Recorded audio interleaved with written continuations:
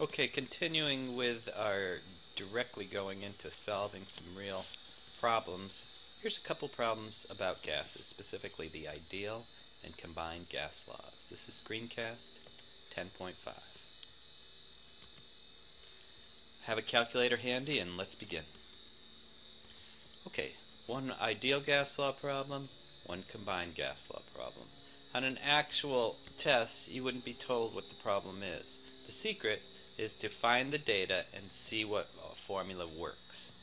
So for example, for this first problem here, what is the temperature? Well, I guess T is going to be what we're solving for, if that's what the question asks. 2 moles, the unit for moles is the symbol N. So N equals 2. It's an ideal gas. That's a good hint that's an ideal gas law problem.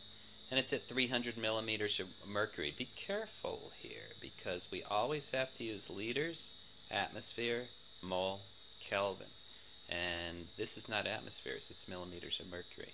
If you say the word latmulk, it might help you remember those 4 required units for the ideal gas law.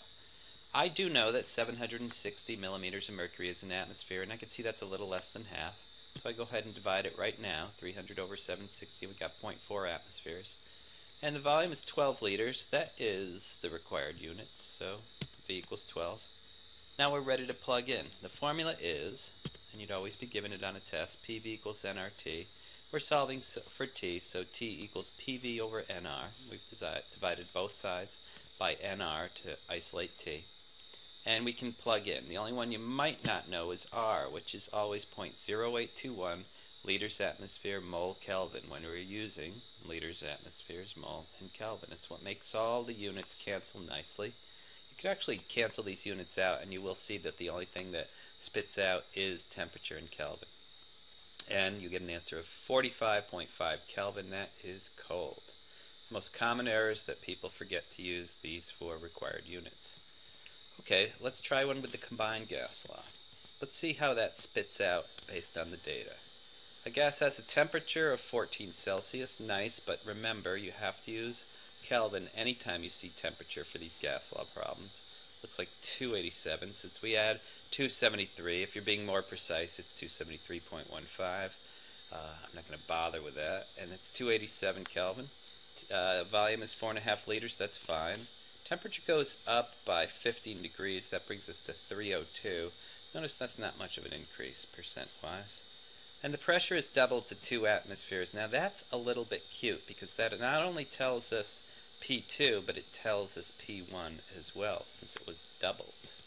So the original pressure is 1, the final pressure is 2, and they're asking for the new volume, so V2 equals X. Notice that we've got T's, V's, and P's. That's what tells us this is a combined gas law problem.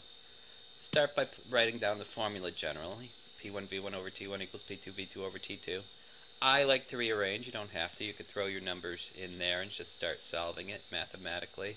But since we're looking for V2, I would just flip those 2 over and throw them on the other side, which I do there. Now it's all nice and neat. The math's just one step. Throw in all your numbers, do the math, and you get about 2.37 liters. This is Screencast 10.5.